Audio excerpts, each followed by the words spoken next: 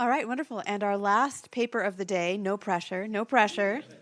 Kenric Nelson presenting variational inference optimized using the curved geometry of coupled free space. Thank you, Kenric. Welcome. Got a little bit better title here now. What this is all about is the ability to learn near infinite entropy distributions. I'm going to show you how to do that. First, I'll review robust variational inference. I'll explain what the coupled free energy is, and then we'll apply that to a variational autoencoder.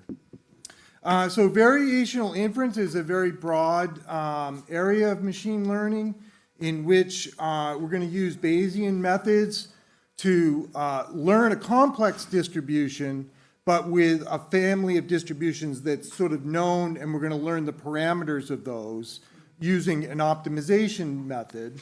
One area we're really interested in trying to apply this to is the predictive coding theory, where higher level layers make predictions about the lower layers, and then lower than that are sensors that bring in information, and you're going to compare those two in order to adapt.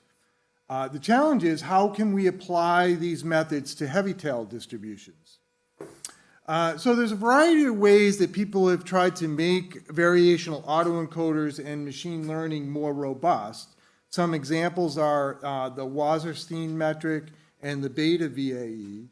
And the basic architecture of VAE is to take a complex data set encode that into a statistical distribution that it forms your latent distribution, and then you're going to sample from that distribution, decode it to make new samples.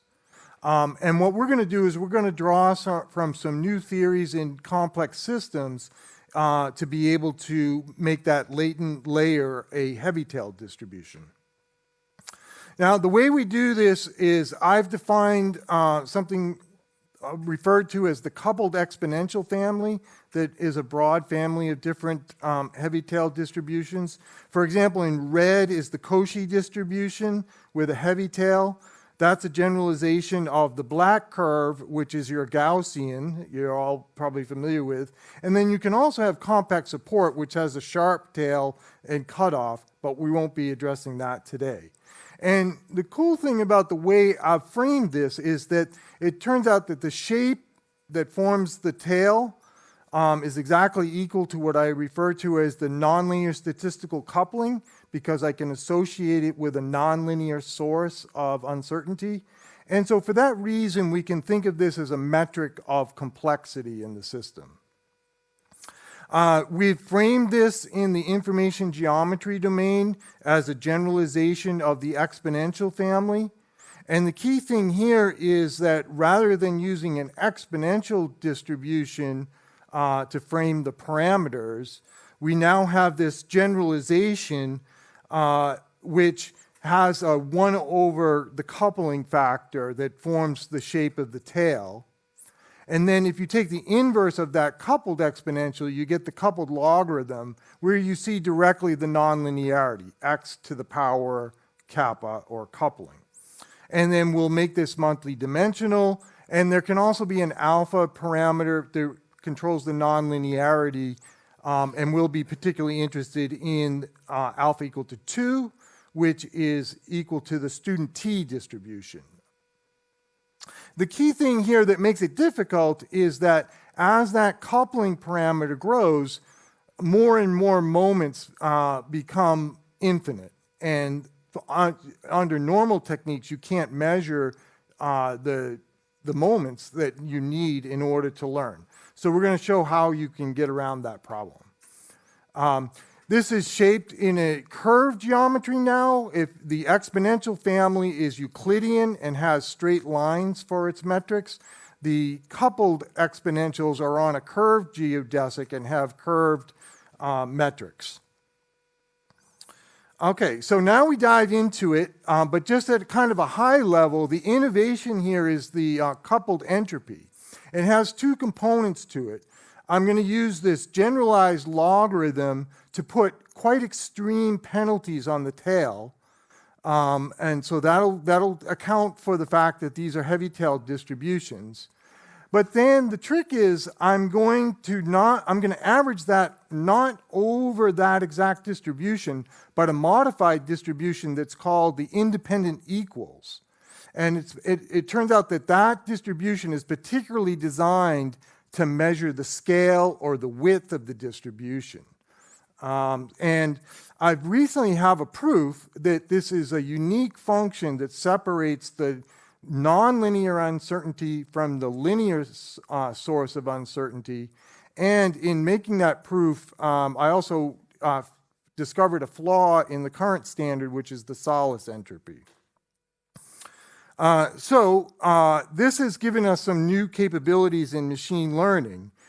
And just to dive into these independent equals a little bit more, what we're doing is we're raising the original distribution to a power and then renormalizing that. And that has the effect of modifying both the scale of the distribution by 1 plus 2 kappa and also critically the shape. And so now if my shape kappa or coupling goes all the way to infinity, so that would give you infinite entropy in the distribution. The distribution I'm going to sample for is guaranteed to just have a coupling value of 1/2. So that's kind of the neat trick here. Now, we don't need to know the details of this equation, but this is the generalization of the free energy function that's very common. It's also called the evidence lower bound. It has two components. It has a divergence on the latent distribution. That's a measure of making sure that we don't have a model that's too complex. We want to ground that in a simple model. And then the other component of this is the reconstruction loss, which is your log likelihood loss. And the innovation here is that even though we're using these heavy-tailed distributions, what we're measuring is still the same. We're going to measure the differences in the covariance of the latent model, and we're going to measure the mean square difference in the image reconstruction. And then the mathematics just has some different constants in it, and then that caveat that we're measuring over this modified independent equals distribution. And so our first examination of this is with the CELEB-A dataset, but I'm hoping that you'll have some more challenging data sets that you can encourage us to take a look at. And we used a batch size of 64, a learning rate of 10 to the minus 4, and a dimension of 10. And then the data is split between a 70% training, a 15% validation, and 15% testing. And again, just to reiterate the variational autoencoder, so we're still going to learn this. We're going to learn this heavy-tail distribution in the latent layer, but when we do the training process, we're going to sample from a modification of that. And so what we see here is that as we increase this coupling value, we're able to get better and better coupled free energy measurements. Now there is a caveat here, so we have some other metrics I'm going to show in a minute. Because we're modifying the metric as we modify the coupling, these are not a one-to-one comparison. But what we do see that's interesting is that we are reducing the variation in the models, which is a key feature to help make this robust. And then you'll notice too, we're going, kappa equal to 0 is the Gaussian, which would be the standard variational autoencoder. We're going to show that even just going to 10 to the minus 5, so a tiny little change, provides a very big performance improvement. And then we can go out to as high as 10 to the 5th is what we measured here, which is our near infinite entropy. And all of this is stable training. So our reconstruction with just 10 dimensions shows reasonably good reconstruction visually of the images in the SLEB-A data set. And then we get a slight improvement visually in that. As we go to learn, see the metrics of it, there is actually a 30% increase in the performance measured by the multi-scale structural similarity index, which is a metric that's trying to get at human perceived reconstruction. And then another one of this is the learned perception image patch similarity, where we see a 10% improvement. And again, one of the things that's interesting here is that we get that improvement on just a slight heavy tail, 10 to the minus 5. It's pretty stable across all of the values we've used. So we are now wanting to look at some other more complex data sets and sort of tweak out when things would change over the different coupling values. So in conclusion, we have now achieved a way of training robust models in the sense that the heavy tail allows us to the model to know that there's this likelihood of outliers.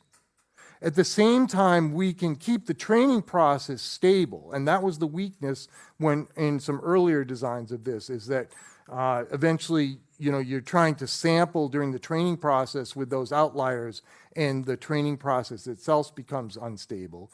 We've solved that problem now by properly incorporating the independent equals distribution. And so this gives us a nice balance between these two issues of robustness.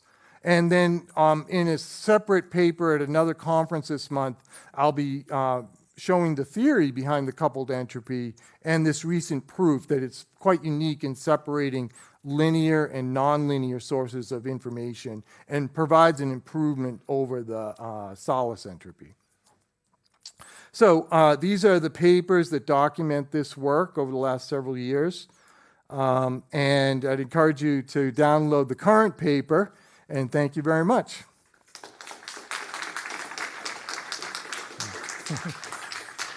Thank you very much. Excellent. I'm not sure if Cole's still on, but at least we can do some Q&A with Kenric. Oh, we found a phone in the restroom. Is this somebody's phone left behind? Okay, I'll be up. Oh, okay. Okay. Any questions? Oh, good. And Cole's here too. Super. Wonderful. Thank you for sticking around, Cole. Of course, thanks. Thank you, Kenric. That was really interesting and I think relevant to a focus that we have here on predictive coding. And so I wanted to ask you to sort of help us understand how this translates into predictive coding work, or how you're thinking about that right now. Yeah, so I'm eager to dig into that and the architecture of that. I think where this is sort of critical is that so almost all machine learning right now is done with the entropy function. And although not explicitly, indirectly, that's assuming distributions from the exponential family. And the problem is you have these very sharp tails that are basically assuming that outliers don't occur. And of course, that's never the case because we always are putting algorithms out into the field where what happens out in the field has some sort of outlier that wasn't part of the data set we trained against. So what we're seeking is models that can be robust against things that weren't in the training set. And now what we're doing is we're giving you the ability that you can basically take that risk all the way out to infinity if that's what you need for your application and still be able to learn the data but have this precaution. Now, where that comes in with the predictive coding, I think we'll need to dig into the details. But what I'm envisioning is things like exploratory learning, where I want to not just kind of search locally, but I want to make jumps in my search algorithm so that I don't fall into a local minimum in my search for knowledge. Other questions?